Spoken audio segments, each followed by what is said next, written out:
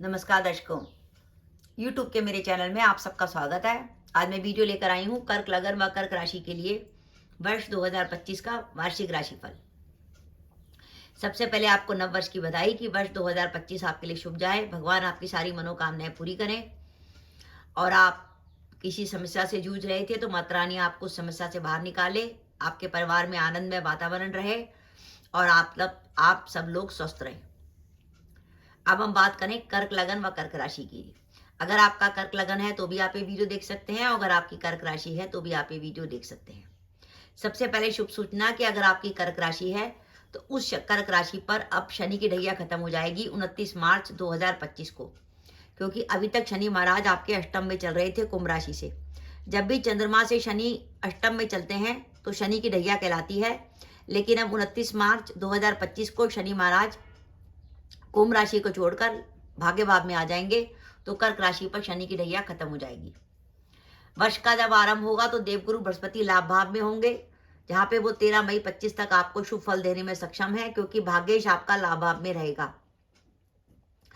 आगे चलकर हमारे लिए एक सावधानी का समय आएगा 14 मई 25 से 19 अक्टूबर 25 के बीच में, जबकि आपका भाग्येश जो है द्वादश में रहेगा। और आगे चल के फिर एक हमारे पास एक अच्छा समय आएगा जब हम कोई भी काम कर सकते हैं। वो अच्छा समय होगा 20 अक्टूबर 25 से 4 दिसंबर 25 के बीच में। राहु और केतु की बात करें तो वर्ष के आरंभ में तो राहु आपके भाग्य भाव में होंगे, लेकिन 30 मई 2025 को राहु आपके अष्टम में चले जाएंगे और केतु आपके धन भाव में आ जाएंगे।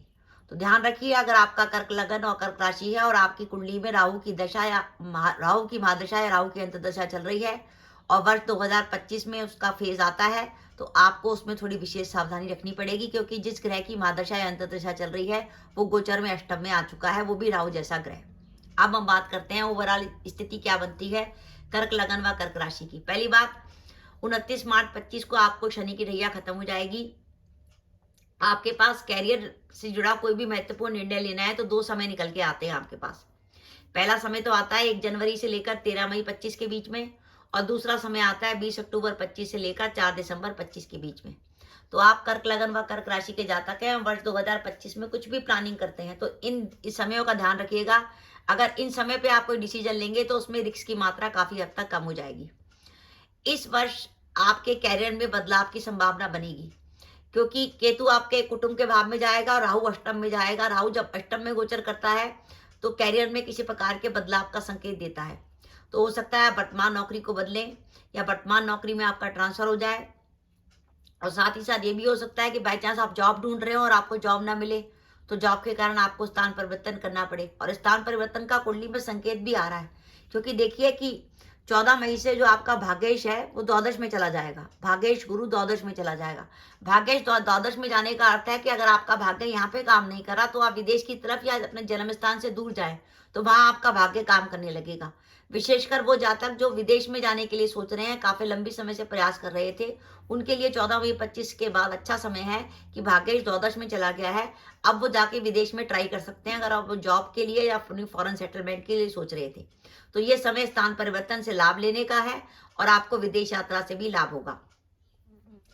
तो मैंने आपको बता दिया, अगर आपको कैरियर से जुड़ा कोई भी महत्वपूर्ण निर्णय लेना है तो दो समय का ध्यान रखिएगा। एक तो 1 जनवरी से 13 मई 25 के बीच में, और 20 अक्टूबर 25 से लेकर 4 दिसंबर 25 के बीच में। बीच का समय 14 मई से लेकर 19 अक्टूबर 25 तक थोड़ी सावधानी रखकर चलने का है।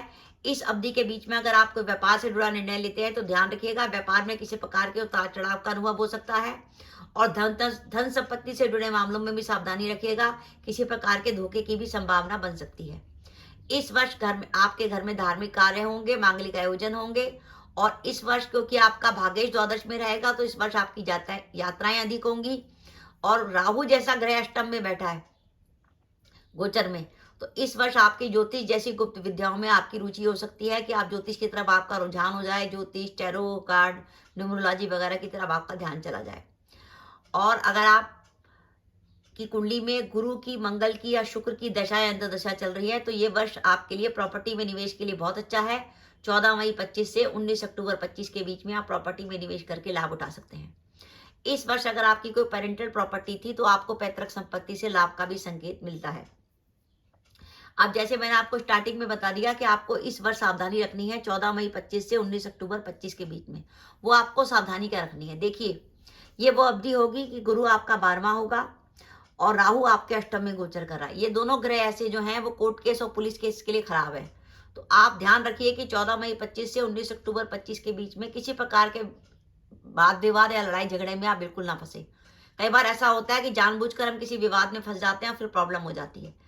अगर आपका कोई कोर्ट केस चल रहा है तो उसमें सावधानी रखिएगा। 14 मई 25 से 19 अक्टूबर 25 के बीच में कोर्ट केस में आपके लिए नेगेटिव हो सकता है। और पुलिस केस से अपने को बचाने की कोशिश करिएगा। किसी से लड़ाई झगड़ा हो जाए तो उसको पुलिस तक ले जाने की कोशिश मत करिएगा। स्वास्थ्य का ध्यान रखिएगा।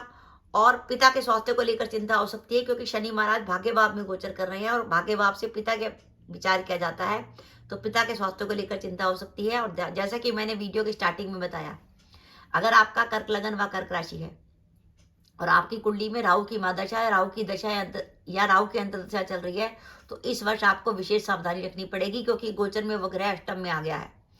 एक तो राहु अष्टम में आ गया है। भूल कर किसी को पैसे उधार मत दीजिएगा। अगर आपने पैसे उधार दिए तो वो आपको वापस नहीं मिलेंगे।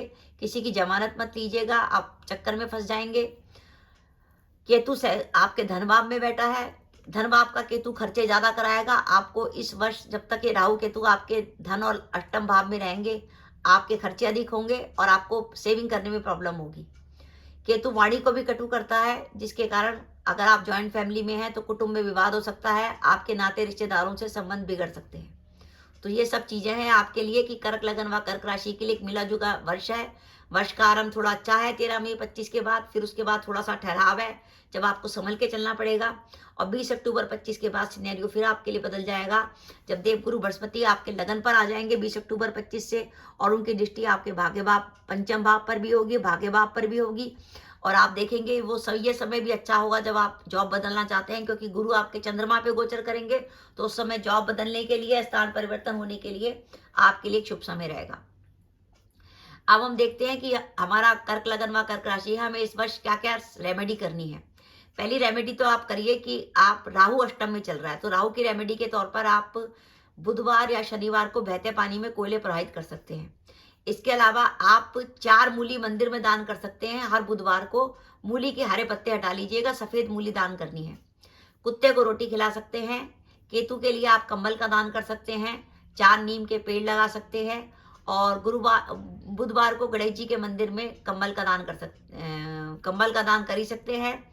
और चाहे तो अगर आप यंग हैं, 19-20 साल के हैं, आपके दोस्त वगैरह काफी हैं और आपको केतु से परेशानी हो रही है, लग रहा है खर्चे ज्यादा बढ़ रहे हैं, तो अपने दोस्तों को चाट पकौड़ी खिलाइए, बल्ले पापड़ी, चाट पकौड़ी, गोलगप्पे वगैरह खिलाइए। वो भी केतु की बहुत अच्छी रेमेडी है। और आप चाहें तो 4 नीम का पेड़ भी लगा सकते हैं। तो ध्यान के चलने की बात है कि कर्क लगन व कर्क राशि के लिए थोड़ा संभल के चलने का समय है, कि वर्ष का आरंभ काफी अच्छा है। तो इस वर्ष आपको प्लानिंग करके चलना पड़ेगा। आप पहले से डिसाइड कर लीजिए कि किस समय आपको क्या काम करना है। जैसे अगर आपको जॉब बदलनी है तो 1 जनवरी से 13 मई 25 के बीच में बदलिए, और नहीं तो फिर रुकिए। फिर वो दूसरा समय आएगा 20 अक्टूबर 25 से लेकर 4 दिसंबर 25 के बीच में। वो समय ऐसा होगा जो विदेश यात्रा के लिए भी अच्छा होगा, जॉब बदलने के लिए भी अच्छा होगा। और यह समय जो लोग विदेश जाना चाहते हैं, स्थान परिवर्तन करना चाहते हैं, उनके लिए समय विशेष रूप कर लाभकारी है। और साथ ही प्रॉपर्टी में निवेश के लिए भी समय अच्छा है। पुनः आपको नंबर्स की बताई। तो दर्शकों, मेरा वीडियो था, आपको कैसा लगा प्लीज कमेंट बॉक्स में कमेंट करके बताइएगा। इसके साथ ही अगर आप मेरे चैनल पर पहली बार आए हैं और आपने मेरे चैनल को अभी तक सब्सक्राइब नहीं किया तो कृपया मेरा चैनल सब्सक्राइब कर दें, साथ ही बेल आइकन को भी दबा दें, जिससे जब भी मैं अपने वीडियो अपलोड करूँ उसके नोटिफिकेशन आपको मिल जाए और आप मेरा वीडियो देख सकें। इसके साथ ही नमस्कार दर्शकों, जय माता दी।